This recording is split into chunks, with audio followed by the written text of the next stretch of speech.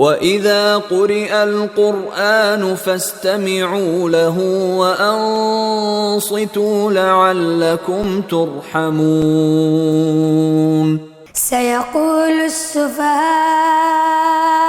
من الناس ما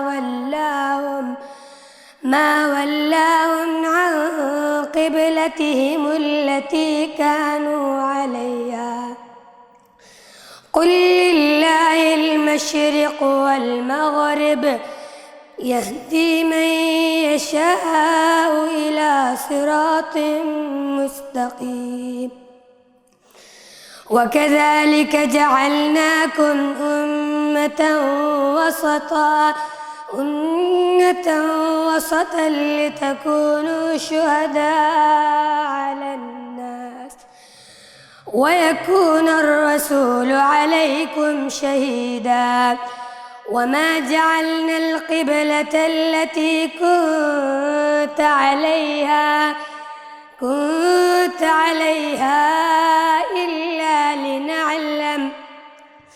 إلا لنعلم من يتبع الرسول ممن ينقلب على عقبيه. وإن كانت لكبيرة إلا على الذين هدى الله وما كان الله ليضيع إيمانكم إن الله بالناس لرءوف رحيم. قد نرى تقلب وجهك في السماء فلنولينك قبلة ترضاها فول وجهك شطر المسجد الحرام وحيث ما كنتم فولوا وجوهكم شطره وإن الذين أوتوا الكتاب ليعلمون أنه الحق من ربهم وما الله بغافل عما يعملون. ولئن أتيت الذين أوتوا الكتاب بكل آية ما تبعوا قبلتك وما أنت بتابع قبلتهم وما بعضهم بتابع قبلة بعض. ولئن اتبعت أهواءهم من بعد ما جاءك من العلم إنك إذا لمن الظالمين. الذين آتيناهم الكتاب يعرفونه كما يعرفون أبناءهم وإن فريقا منهم ليكتمون الحق وهم يعلمون. الحق من ربك فلا تكونن من الممترين. ولكل وجهة هو موليها فاستبقوا الخيرات أينما تكونوا يأت بكم الله جميعا إن الله على كل شيء قدير. ومن حيث خرجت فول وجهك شطر المسجد الحرام وإنه للحق من ربك وما الله بغافل عما تعملون. ومن حيث خرجت فول وجهك شطر المسجد الحرام وحيث ما كنتم فولوا وجوهكم شطره لئلا يكون للناس عليكم حجة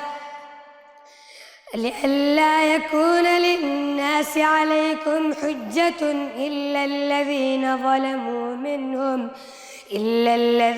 ظلموا منهم فلا تخشوهم واخشوني ولأتم نعمتي عليكم ولعلكم تهتدون.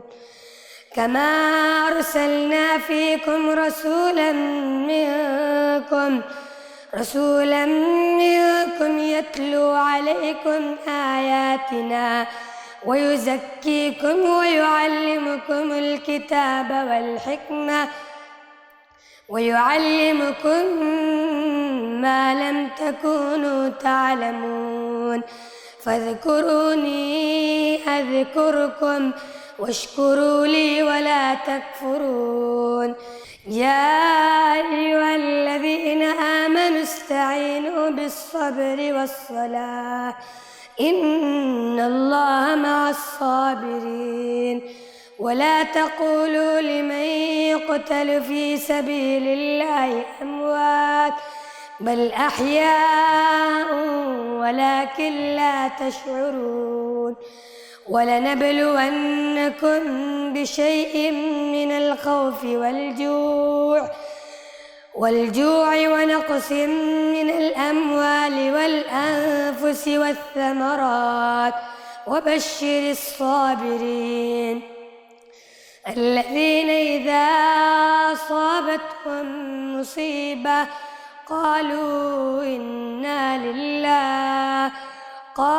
إنا لله وإنا إليه راجعون أولئك عليهم صلوات من ربهم ورحمة وأولئك هم المهتدون إن الصفا والمروة من شعائر الله فمن حج البيت أو اعتمر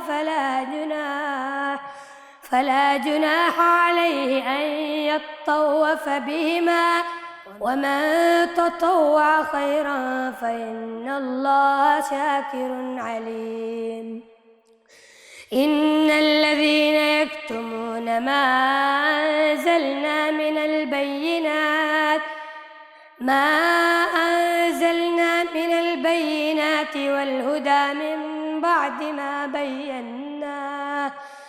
والهدى من بعد ما بيناه للناس في الكتاب أولئك يلعنهم الله ويلعنهم اللاعنون إلا الذين تابوا وأصلحوا وبينوا فأولئك أتوب عليهم وأنا التواب الرحيم إن الذين كفروا وماتوا وهم كفار أولئك عليهم لعنة الله والملائكة والناس أجمعين خالدين فيها لا يخفف عنهم العذاب ولا هم ينظرون وإلهكم إله واحد لا إله إلا هو الرحمن الرحيم إن في خلق السماوات والأرض واختلاف الليل والنهار والفلك التي تجري في البحر بما ينفع الناس وما أنزل الله من السماء من ماء فأحيا به الأرض بعد موتها وبث فيها من كل دابة وتصريف الرياح والسحاب المسخر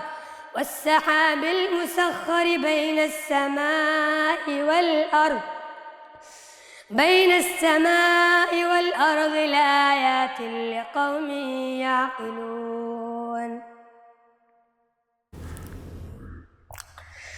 ومن الناس من يتخذ من دون الله أندادا يحبونهم كحب الله والذين آمنوا أشد حبا لله ولو يرى الذين ظلموا إذ يرون العذاب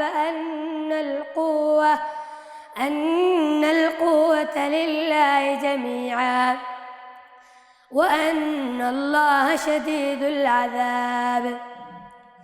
إذ تبرأ الذين اتبعوا من الذين اتبعوا ورأوا العذاب وتقطعت بهم الأسباب. وقال الذين اتبعوا لو أن لنا كرة فنتبرأ منهم كما تبرأوا منا كذلك يريهم الله أعمالهم حسرات عليهم وما هم بخارجين من النار. يا أيها الناس كلوا مما في الأرض حلالا طيبا ولا تتبعوا خطوات الشيطان إنه لكم عدو مبين. إنما يأمركم بالسوء والفحشاء وأن تقولوا على الله ما لا تعلمون. وإذا قيل لهم اتبعوا ما أنزل الله قالوا بل نتبع ما ألفينا عليه آباءنا أولو كان آباؤهم لا يعقلون شيئا ولا يهتدون. ومثل الذين كفروا كمثل الذي ينعق بما لا يسمع إلا دعاء ونداء صم بكم عمي فهم لا يعقلون. يا أيها الذين آمنوا كلوا من طيبات ما رزقناكم واشكروا لله إن كنتم إياه تعبدون. إنما حرم عليكم الميتة والدم ولحم الخنزير وما أهل به لغير الله فمن اضطر غير باغ ولا عاد فلا إثم عليه إن الله غفور رحيم. إن الذين يكتمون ما أنزل الله من الكتاب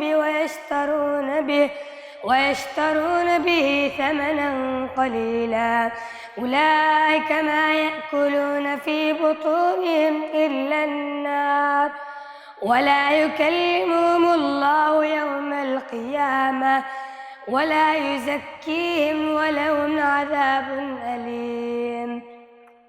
أولئك الذين اشتروا الضلالة بالهدى والعذاب بالمغفرة فما أصبرهم على النار ذلك بأن الله نزل الكتاب بالحق وإن الذين اختلفوا في الكتاب لفي شقاق بعيد.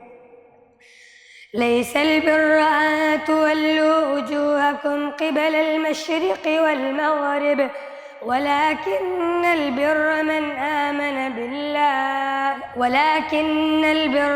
آمن بالله واليوم الآخر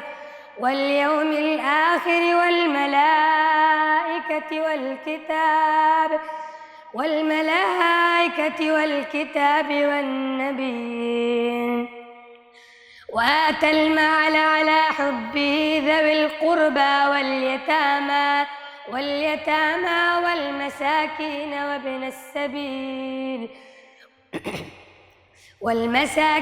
وابن السبيل والسائلين وفي الرقاب وأقام الصلاة وآتى الزكاة والموفون بعهدهم إذا عاهدوا والصابرين في البأساء والضراء وحين البأس أولئك الذين صدقوا وأولئك هم المتقون.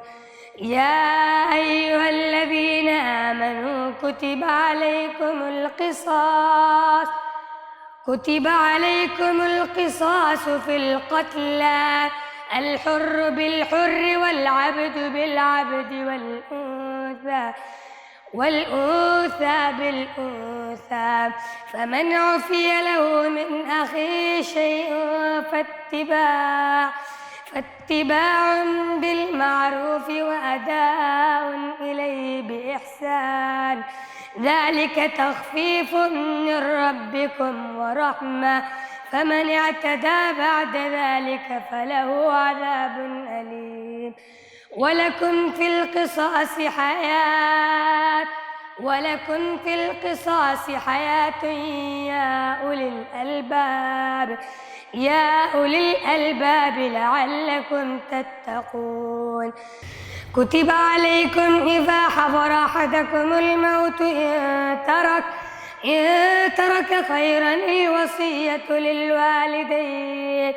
للوالدين والأقربين بالمعروف حقا على المتقين، فمن بدله بعدما سمعه فإنما إثمه على الذين يبدلونه، إن الله سميع عليم. فمن خاف من موصٍ جنفا أو إثما فأصلح بينهم فلا إثم عليه، إن الله غفور رحيم. يا أيها الذين آمنوا كتب عليكم الصيام كما كتب على الذين من قبلكم لعلكم تتقون.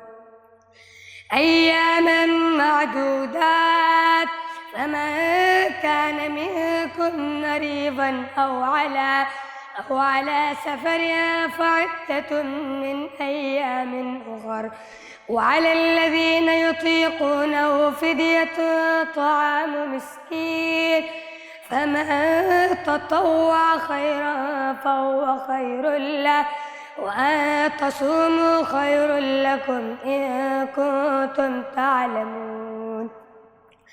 شهر رمضان الذي أنزل فيه القرآن هدى للناس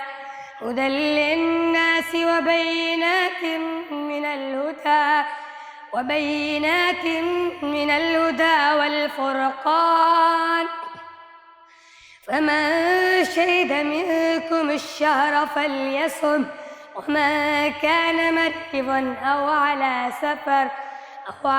سفر فعدة من أيام أخر. يريد الله بكم اليسر ولا يريد بكم العسر، ولتكملوا العدة ولتكبروا الله على ما هداكم ولعلكم تشكرون. وإذا سألك عبادي عني فإني قريب أجيب دعوة الداع إذا دعان، فليستجيبوا لي وليؤمنوا بي لعلهم يرشدون. أحل لكم ليلة الصيام الرفث إلى نسائكم، هن لباس لكم وأنتم لباس لهن، علم الله أنكم كنتم تختانون أنفسكم فتاب عليكم وعفى عنكم، فالآن باشروهن وابتغوا ما كتب الله لكم، وكلوا واشربوا حتى يتبين لكم الخيط الأبيض من الخيط الأسود من الفجر، ثم أتموا الصيام إلى الليل ولا تباشرون وأنتم عاكفون في المساجد، تلك حدود الله فلا تقربوها كذلك يبين الله آياته للناس لعلهم يتقون ولا تأكلوا أموالكم بينكم بالباطل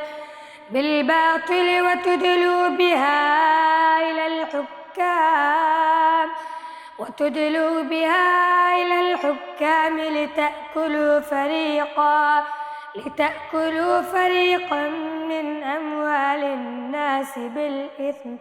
من أموال الناس بالإثم وأنتم تعلمون يسألونك عن الأهلة قل هي مواقيت للناس والحج وليس البر بأن تأتوا البيوت من ظهورها ولكن البر من اتقى وأتوا البيوت من أبوابها واتقوا الله لعلكم تفلحون وقاتلوا في سبيل الله الذين يقاتلونكم ولا تعتدوا إن الله لا يحب المعتدين واقتلوهم حيث ثقفتموهم وأخرجوهم من حيث أخرجوكم والفتنة أشد من القتل ولا تقاتلوهم عند المسجد الحرام حتى يقاتلوكم فيه فإن قاتلوكم فاقتلوهم كذلك جزاء الكافرين فإن انتهوا فإن الله غفور رحيم وقاتلوهم حتى لا تكون فتنة ويكون الدين لله فإن انتهوا فلا عدوان إلا على الظالمين الشهر الحرام بالشهر الحرام والحرمات قصاص فمن اعتدى عليكم فاعتدوا عليه بمثل ما اعتدى عليكم واتقوا الله واعلموا أن الله مع المتقين وأنفقوا في سبيل الله ولا تلقوا بأيديكم إلى التهلكة وأحسنوا إن الله يحب المحسنين وأتموا الحج والعمرة لله فإن أحصرتم فما استيسر من الهدي ولا تحلقوا رؤوسكم حتى يبلغ الهدي محله فمن كان منكم مريضا أو به أذى من رأسه ففدية من صيام أو صدقة أو نسك فإذا أمنتم فمن تمتع بالعمرة إلى الحج فما استيسر من الهدي فمن لم يجد فصيام ثلاثة أيام في الحج وسبعة إذا رجعتم تلك 10 كاملة ذلك لمن لم يكن أهله حاضر المسجد الحرام واتقوا الله واعلموا أن الله شديد العقاب الحج أشهر معلومات فمن فرض فيهن الحج فلا رفث ولا فسوق ولا جدال في الحج، وما تفعلوا من خير يعلمه الله، وتزودوا فإن خير الزاد التقوى، واتقون يا أولي الألباب. ليس عليكم جناح أن تبتغوا فضلا من ربكم، فإذا أفضتم من عرفات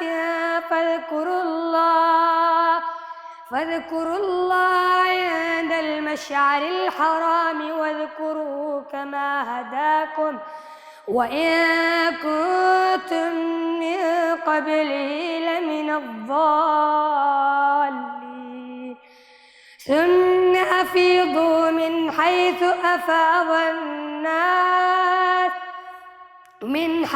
أفاض الناس واستغفروا الله، إن الله غفور رحيم. فإذا قضيتم مناسككم فاذكروا الله كذكركم آباءكم أو أشد ذكرا. فمن الناس من يقول ربنا آتنا في الدنيا وما له في الآخرة من خلاق. ليس عليكم جناح أن تبتغوا فضلا من ربكم، فإذا أفضتم من عرفات فاذكروا الله عند المشعر الحرام، واذكروه كما هداكم وإن كنتم من قبله لمن الضالين. ثم أفيضوا من حيث أفاض الناس واستغفروا الله، إن الله غفور رحيم. فإذا قضيتم مناسككم فاذكروا الله كذكركم آباءكم أو أشد ذكرا. فمن الناس من يقول ربنا آتنا في الدنيا وما له في الآخرة من خلاق. ومنهم من يقول ربنا آتنا في الدنيا حسنة وفي الآخرة حسنة وقنا عذاب النار. أولئك لهم نصيب مما كسبوا والله سريع الحساب. واذكروا الله في أيام معدودات، فمن تعجل في يومين فلا إثم عليه، ومن تأخر فلا إثم عليه لمن اتقى. واتقوا الله واعلموا أنكم إليه تحشرون. ومن الناس من يعجبك قوله في الحياة الدنيا ويشهد الله على ما في قلبه وهو ألد الخصام. وإذا تولى سعى في الأرض ليفسد فيها ويهلك الحرث والنسل والله لا يحب الفساد. وإذا قيل له اتق الله أخذته العزة بالإثم فحسبه جهنم ولبئس المهاد. ومن الناس من يشري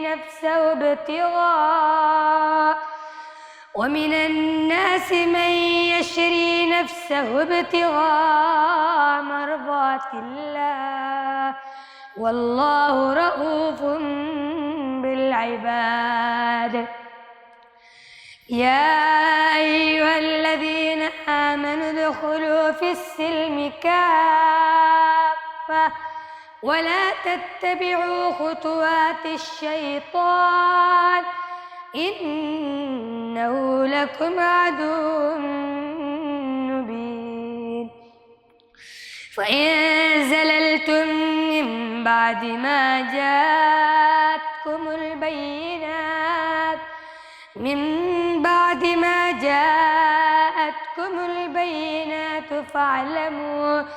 فاعلموا أن الله عزيز حكيم هل ينظرون إلا أن يأتيهم الله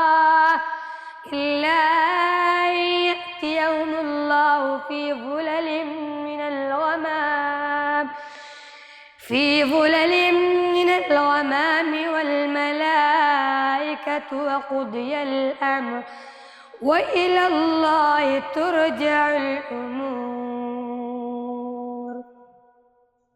سل بني إسرائيل كم آتيناهم من آية بينة ومن يبدل نعمة الله من بعد ما جاءته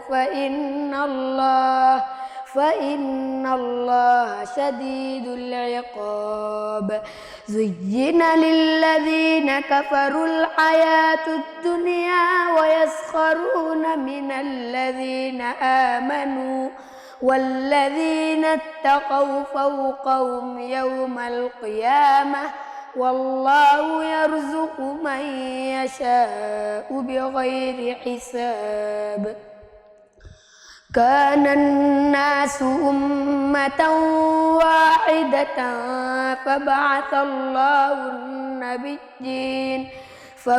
الله النبيين مبشرين ومنذرين وأنزل معهم الكتاب بالحق ليحكم بين الناس فيما اختلفوا فيه وما اختلف فيه إلا الذين أوتوه من بعد ما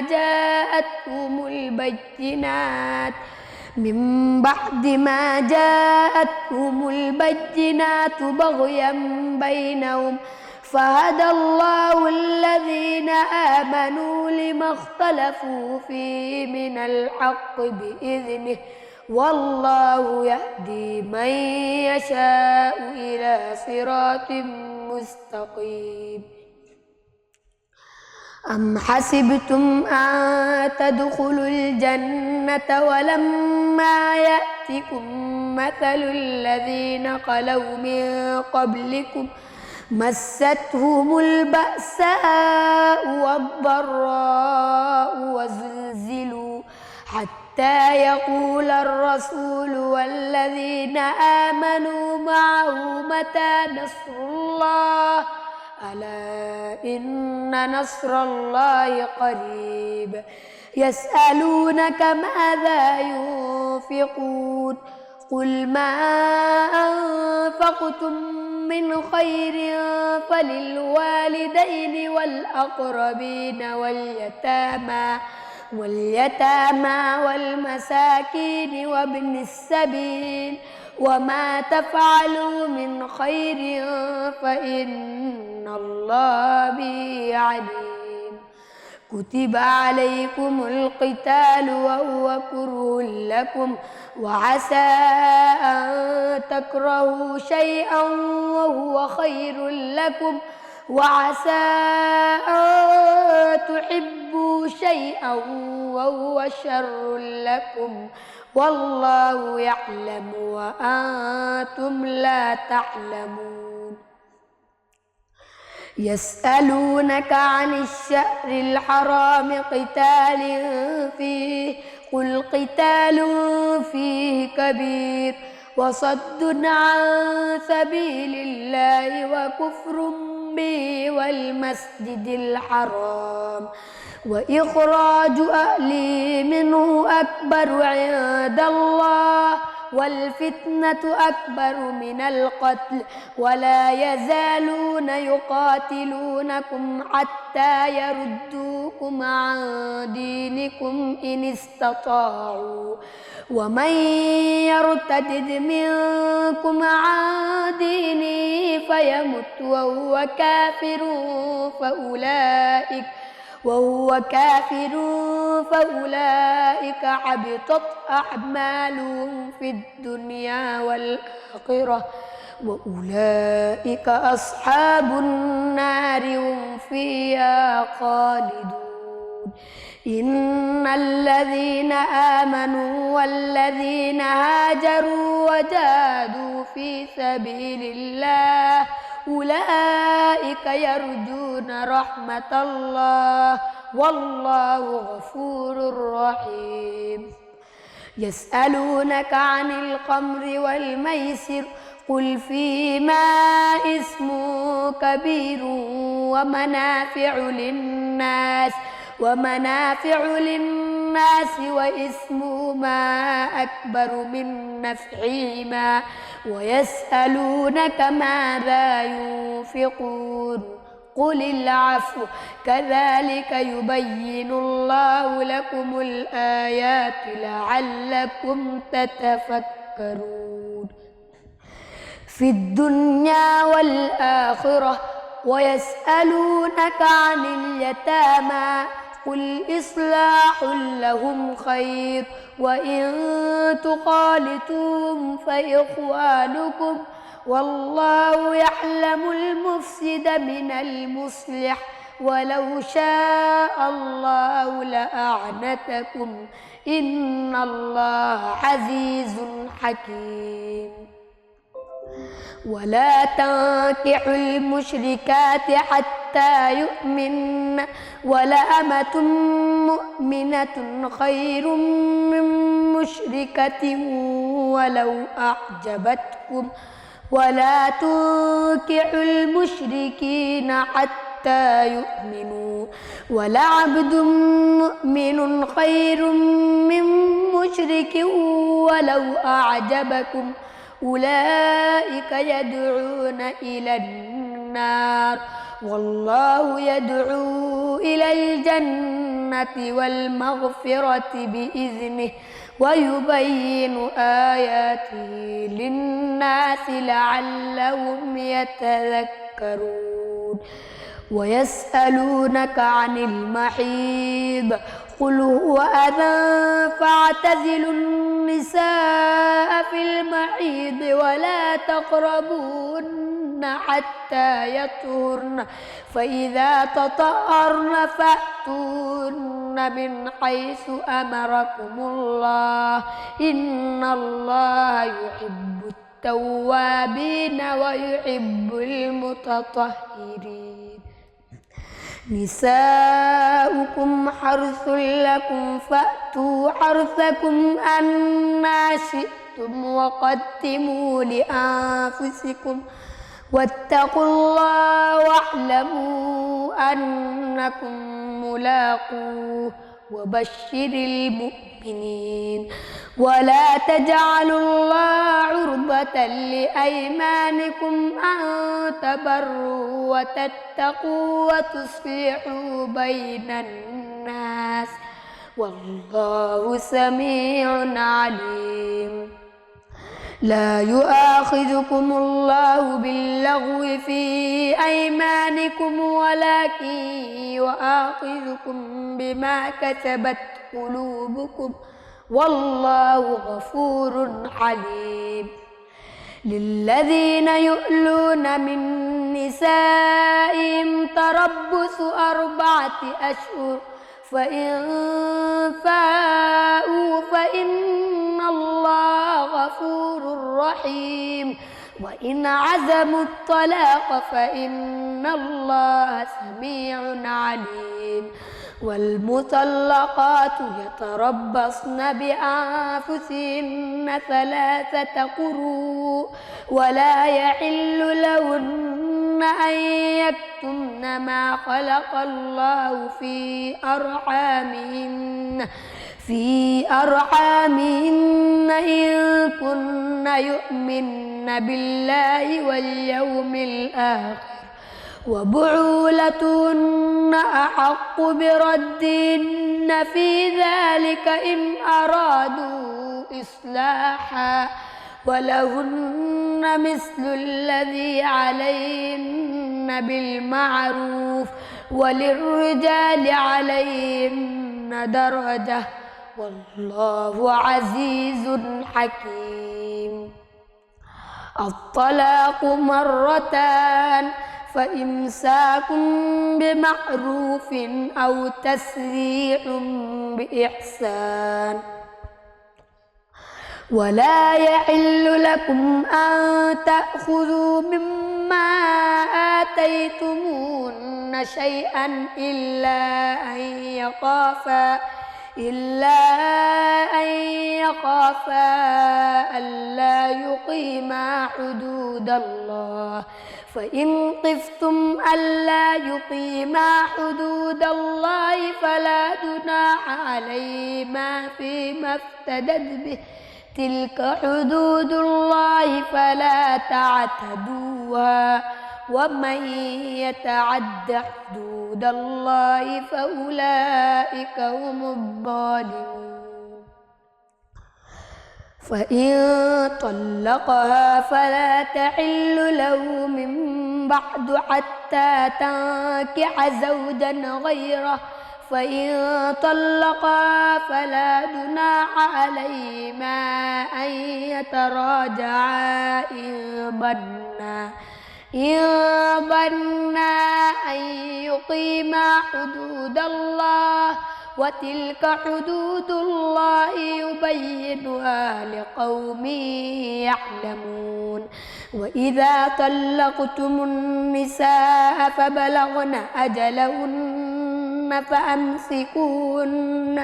فأمسكوهن بمعروف أو سرحوهن بمعروف ولا تمسكوهن ضرارا لتعتدوا ومن يفعل ذلك فقد ظلم نفسه. ولا تتخذوا آيات الله هزوا واذكروا نعمة الله عليكم وما أنزل عليكم من الكتاب والحكمة يعظكم به واتقوا الله واعلموا أن الله بكل شيء عليم. وإذا طلقتم النساء فبلغن أجلهن فلا تعضلوهن أن ينكحن أزواجهن إذا تراضوا بينهم بالمعروف ذلك يوعظ به من كان منكم يؤمن بالله واليوم الآخر ذلكم أزكى لكم وأطهر والله يعلم وأنتم لا تعلمون. والوالدات يرضعن أولادهن حولين كاملين لمن أراد أن يتم الرضاعة وعلى المولود له رزقهن وكسوتهن بالمعروف لا تكلف نفس إلا وسعها لا تضار والدة بولدها ولا مولود له بولده وعلى الوارث مثل ذلك فإن أرادا فصالا عن تراض منهما وتشاور فلا جناح عليهما. وإن أردتم أن تسترضعوا أولادكم فلا جناح عليكم إذا سلمتم ما آتيتم بالمعروف واتقوا الله واعلموا أن الله بما تعملون بصير. والذين يتوفون منكم ويذرون أزواجا يتربصن بأنفسهن 4 أشهر وعشرا، فإذا بلغن أجلهن فلا جناح عليكم فيما فعلن في أنفسهن بالمعروف، والله بما تعملون خبير. ولا جناح عليكم فيما عرضتم به من خطبة النساء أو أكناتم في أنفسكم، علم الله أنكم ستذكرونهن ولكن لا تواعدوهن سرا إلا أن تقولوا قولا معروفا. ولا تعزموا عقدة النكاح حتى يبلغ الكتاب أجله، واعلموا أن الله يعلم ما في أنفسكم فاحذروه، واعلموا أن الله غفور حليم. لا جناح عليكم إن طلقتم النساء ما لم تمسوهن أو تفرضوا لهن فريضة، ومتعوهن على الموسع قدره وعلى المقتر قدره متاعا بالمعروف، حقا على المحسنين. وإن طلقتموهن من قبل أن تمسوهن وقد فرضتم لهن فريضة فنصف ما فرضتم إلا أن يعفون أو يعفو الذي بيده عقدة النكاح، وأن تعفوا أقرب للتقوى، ولا تنسوا الفضل بينكم، إن الله بما تعملون بصير. حافظوا على الصلوات والصلاة الوسطى وقوموا لله قانتين. فإن خفتم فرجالا أو ركبانا، فإذا أمنتم فاذكروا الله كما علمكم ما لم تكونوا تعلمون. والذين يتوفون منكم ويذرون أزواجا وصية لأزواجهم متاعا إلى الحول غير إخراج، فإن خرجن فلا جناح عليكم فيما فعلن في أنفسهن من معروف، والله عزيز حكيم. وللمطلقات متاع بالمعروف حقا على المتقين، كذلك يبين الله لكم آياته لعلكم تعقلون. ألم تر إلى الذين خرجوا من ديارهم وهم ألوف حذر الموت فقال لهم الله موتوا ثم أحياهم، إن الله لذو فضل على الناس ولكن أكثر الناس لا يشكرون. وقاتلوا في سبيل الله واعلموا أن الله سميع عليم. ما ذا الذي يقرض الله قرضا حسنا فيضاعفه له أضعافا كثيرة، والله يقبض ويبسط وإليه ترجعون. ألم تر إلى الملأ من بني إسرائيل من بعد موسى إذ قالوا لنبي لو مبعث لنا ملكا نقاتل في سبيل الله قال هل عسيتم إن كتب عليكم القتال ألا تقاتلوا قالوا وما لنا ألا نقاتل في سبيل الله وقد أخرجنا من ديارنا وأبنائنا فلما كتب عليهم القتال تولوا إلا قليلا منهم والله عليم بالظالمين وقال لهم نبيهم إن الله قد بعث لكم طالوت ملكا قالوا أنى يكون له الملك علينا ونحن أحق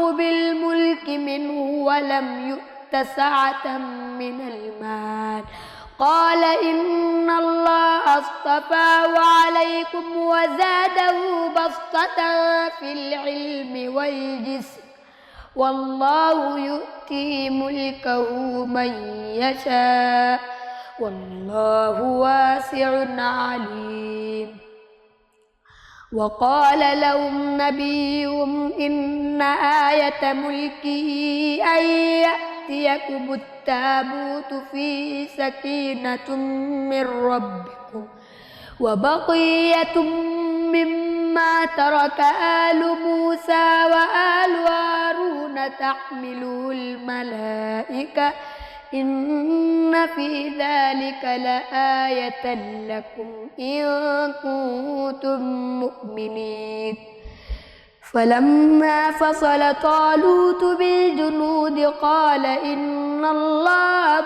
مبتليكم بنهر فمن شرب منه فليس مني ومن لم يطعمه فإنه مني إلا من اغترف غرفة بيده فشربوا منه إلا قليلا منهم فلما جاوزه هو والذين آمنوا معه قالوا لا طاقة لنا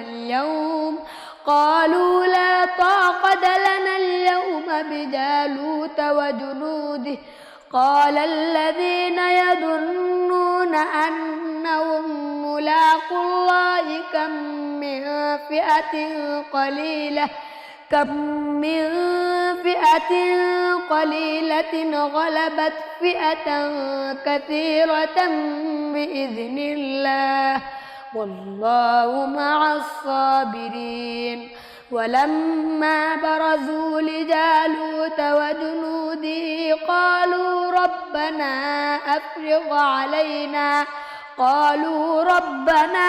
أفرغ علينا صبرا